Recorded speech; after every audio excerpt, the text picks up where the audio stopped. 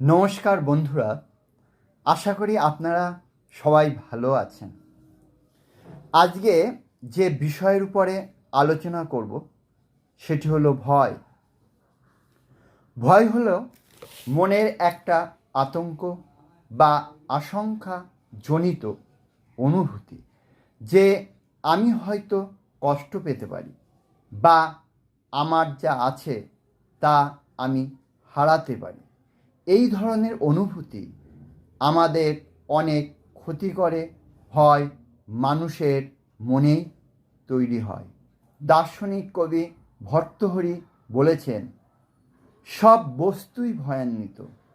ভোগে রোগের ভয়, উচ্চকুলে চ্যুত হওয়ার ভয়, বৃত্তে রাজ ভয়, মান থাকলে মান হানির ভয়, বল থাকলে শত্রুর ভয়, গুণ থাকলে নিন্দুকের ভয়, শরীরে মৃত্যু ভয়। তিনি আরও বলেছেন, কোনো কাজ আরম্ভ করবার আগেই বিঘ্ন হয়।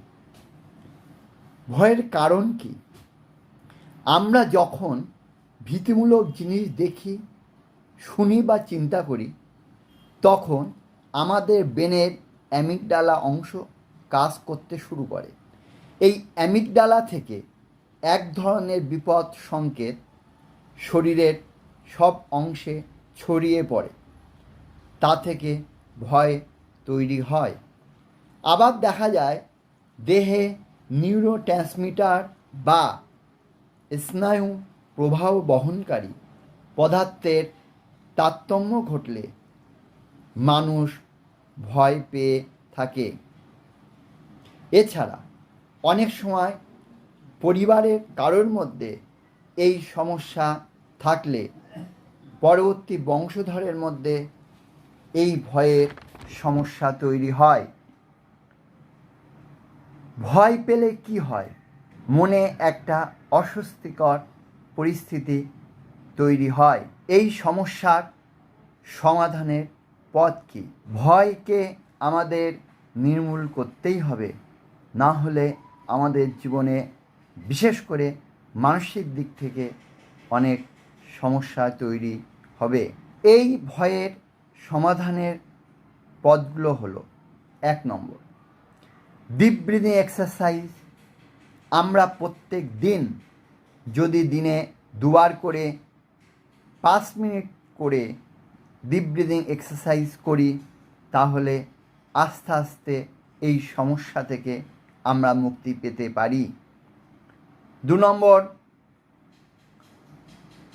মাইন্ডফুলনেস মেডিটেশনের মাধ্যমেও আমরা ভয় দূর করতে পারি। এটাও দিনে 2 বার করে কমপক্ষে 5 মিনিট আমাদের করা উচিত। 3 নম্বর, প্রত্যেক দিন নির্দিষ্ট সময়ে যোগব্যায়াম প্রাণায়াম করলে অবশ্যই এই সমস্যা থেকে আমরা ধীরে ধীরে মুক্তি পেতে পারি। এছাড়া একটু বাড়াবাড়ি পর্যায়ে চলে গেলে প্রয়োজনে সাইকোলজিস্ট, কাউন্সিলর বা সাইকিয়াট্রিস্টের কাছে যেতে হবে। প্রয়োজনে ওষুধ খেতে হবে এবং ঠিকঠাকভাবে যদি চিকিৎসা করা যায়, তাহলে এই ভয় থেকে আমরা তাড়াতাড়ি কাটিয়ে উঠতে পারি। এই সমস্যায় ভুগলে অবশ্যই তা নিরাময়ের জন্যে তাড়াতাড়ি ব্যবস্থা করতে হবে। কখনোই এর অবহেলা করা উচিত নয়। এই ধরনের ভিডিও পেতে আপনারা আমার এই চ্যানেলকে সাবস্ক্রাইব করবেন। নমস্কার, সবাই ভালো থাকবেন, সবাই সুস্থ থাকবেন। ধন্যবাদ।